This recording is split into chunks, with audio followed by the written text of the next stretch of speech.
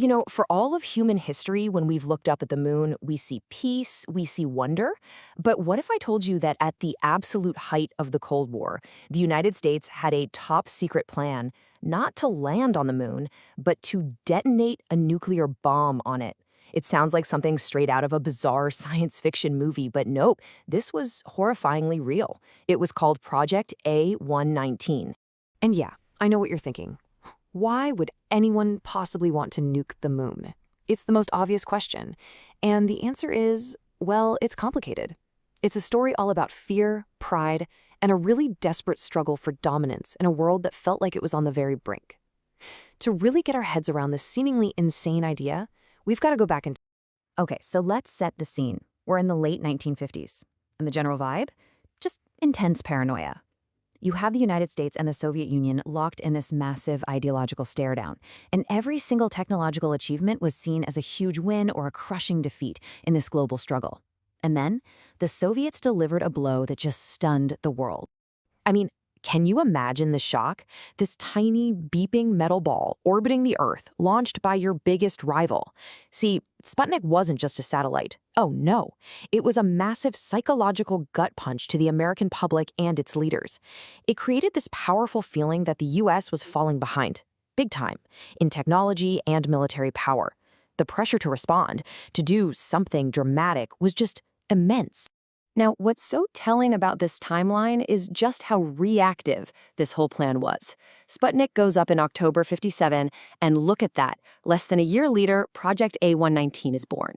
This wasn't some grand, long-term strategic vision. It was a direct, almost panicked reaction to what the Soviets had just accomplished. Now, as you can also see, it didn't last very long, but we'll get to that in a minute. So, what exactly was this secret plan? How was it supposed to work, and who was dreaming this thing up? Let's pull back the curtain on a project that, for decades, was completely hidden from the public. The official title sounds deceptively boring: a study of lunar research flights. But its true purpose was anything but scientific. The whole study was led by a physicist named Leonard Riefel for the U.S. Air Force. And here's a fascinating little bit of history for you. The team included a young graduate student you might have heard of, Carl Sagan. Yeah, that Carl Sagan. And his job? To model what the explosion's dust cloud would do. The irony is just incredible, right? The man who would later dedicate his life to showing us the wonders of the cosmos started his career figuring out how to nuke another world. So the real reason for all this is right here. Look at that primary goal, psychological and PR. This was never really about a military advantage. It was all about creating a global spectacle. The idea was to send this loud, unmistakable message to the entire world, especially the Soviet Union, that American power had no limits, that it could reach anywhere, even the moon. All those scientific goals were pretty much secondary, almost an excuse to justify the whole thing. And the plan itself was just terrifyingly simple. They'd use a missile they already had to launch the warhead. The targeting part, though, was actually pretty ingenious. They aimed for the terminator, that line between the day and night side of the moon. Why? So the sun would be perfectly positioned to backlight the massive cloud of dust kicked up by the bomb. The whole point was to create a flash in a mushroom cloud that would be visible to the naked eye, right here from Earth, a cosmic flex for the whole world to see. Now, initially, the team wanted to use a much more powerful hydrogen bomb to make an even bigger show. But there was a catch. The missiles back in the late '50s just weren't powerful enough to carry a payload that heavy all the way to the moon. So they had to settle on a smaller, lighter W-25 atomic warhead, which, was still devastatingly powerful. We're talking similar in power to the bomb used on Hiroshima. So the plan was in place. The technology was there. And the political will, at least for a moment, was there too.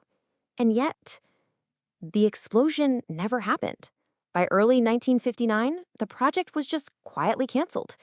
So what stopped them? Thankfully, a moment of reason took over. The internal debates got louder. Scientists, including Sagan, started raising some really serious concerns. They were worried about permanently contaminating the moon with radiation, which would basically ruin it as a pristine science lab for the future. Then there was the very real, very terrifying risk of failure. What if the missile blew up on launch and crashed back to Earth with a live nuke? And maybe the biggest fear was that the whole PR stunt could backfire, catastrophically. Instead of projecting strength, it could have been seen as an act of cosmic barbarism, creating a global disaster far worse than Sputnik. This quote really just sums it all up. Even the people who worked on the project later admitted that it was born out of desperation. It was a total knee-jerk reaction to Sputnik, an idea that just hadn't been thought through in terms of its long-term consequences. This whole thing was driven by emotion, not by logic.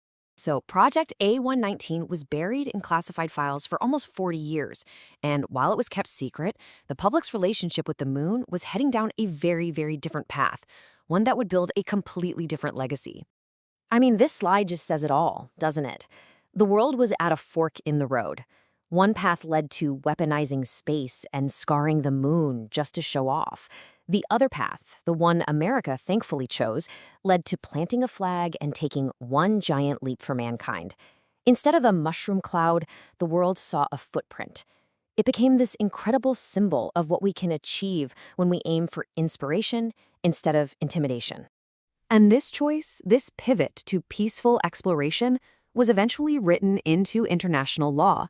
The Outer Space Treaty of 1967, signed by the US, the Soviet Union, and a ton of other countries, was a direct result of this kind of Cold War thinking.